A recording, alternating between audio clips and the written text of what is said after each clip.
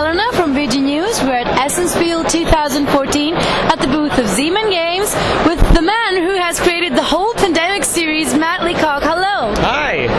I'm super excited to have you here, and I'm very happy that you're going to show us Pandemic the Cure, the new most anticipated game. Thank you. I'd be happy to show it to you. Okay, so tell us how the game plays. Okay, well, it's like the board game, but it's compressed a bit, so you can set it up in about a minute, and it plays in about half an hour. Okay? So these represent the major regions of the world, and you lay them out in a circle pattern like this. Then you roll these disease dice. So instead of cubes, you have disease dice, and you put them in the matching regions, so that any twos would go on the two. Okay? And then each player has a pawn and matching dice, and these dice are unique to the player. So the medic's dice are different than the dispatcher's, for example. So on your turn, all you need to do is roll the dice. And then you can see, let me use these because they're a little simpler, what kind of actions you have. So you can use a boat to sail to an adjacent region, okay? Like I might go here. Or you can use a plane to sail to any region. You might go all the way across the board. And you do that so you can get to where the disease is. Spend a treatment side here to treat a disease cube and put it in the treatment center. Okay? Or you can spend a treat die to take it from the treatment center and put it back in the bag. That's important because if the bag ever runs out of dice, then you lose the game. Okay? All right. The other thing you can do with dice in the treatment center is if you roll a bottle, you can bottle up a sample of that disease. Then you take it back and you put it on your roll card like this. So I've learned a little bit about the black disease here. If I get another one, I can put it like that. Now, I don't have those dice anymore, but I have learned about the black disease. So at the end of my turn, I could pass those to another player, maybe the dispatcher's in my area. So, and let's say the dispatcher has learned a little bit about black, right? So I can pass those over to collect a bunch on one player, okay? At the end of his turn, he can then roll these, and if he gets a total of 13 or better, you found the cure to black, right? So you got that. If you cure black, yellow, blue, and red, then you win the game, all right? Okay. At the end of every, I'll show you that right here.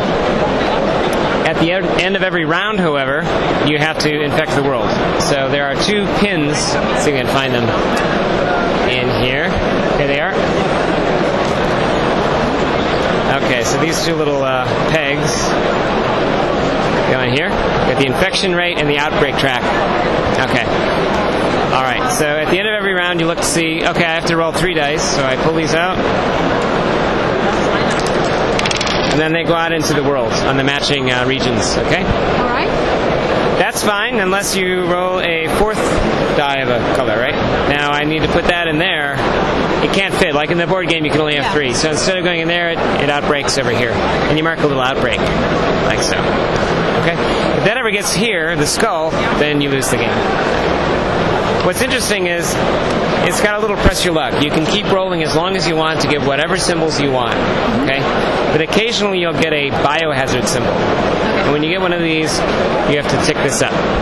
Okay? If this ever hits an epidemic right here, you have to take, say you've got some dice in here, this many dice, say 3, plus any dice left in here, roll them, and they all go back out again into the world. Okay? And then those outbreaks are going to happen, and bad things happen. And then occasionally when you're rolling these, you might get a cross. Those go on the CDC, and you can spend them for these event cards. I'll turn this around for you. These give you a special to help you out. So if you want to do rumors, for example, and return a die to the infection bag, you spend this, you do what it says, and then this goes on the bottom of the deck, and you get a fresh card. All right? So again, you lose if this hits here, this goes all the way around, or the bag runs out, and then you win if you get the 4 cures.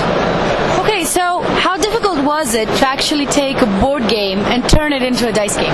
Oh, it was really fun, actually. I mean, I like reducing things down to their essence, making sure every rule has a purpose. The most challenging thing initially was, okay, if I throw away the board, what do I do? Yeah. And then it was kind of fun to map, and there's 48 cards in the board game, there's 48 disease dice in this game, and then figuring out how to advance so that the tension escalates over time. Just a lot of experimentation, really. Okay, and I've got another question that I'd like to ask you. I'm not sure how much you will be able to say, but we know that there is a Pandemic Legacy coming out. So can you tell us just a little bit about that? Okay. So yeah, I've been designing it with Rob Daviau, who did Risk Legacy, and I looked him up. I thought it'd be fun to do a Pandemic Legacy, so I wrote out to him, and he said he'd very much like to do it. So we've been working together ever since. It plays out over the course of a really terrible year, and it's kind of like a TV series. So normally when you play a game, think of it like a TV episode. Yeah. Legacy is like a whole season. So you play a little bit, and then you learn a little bit, and you need to see the next episode to see what happens. And so it's fun because it enables us to paint a longer, richer story over the course of many games. Okay, so thank you very much for everything you've shared with us. It's been a pleasure. Sure thing. It was my pleasure. And we hope that you enjoy the rest of the fair. Thank you. You too.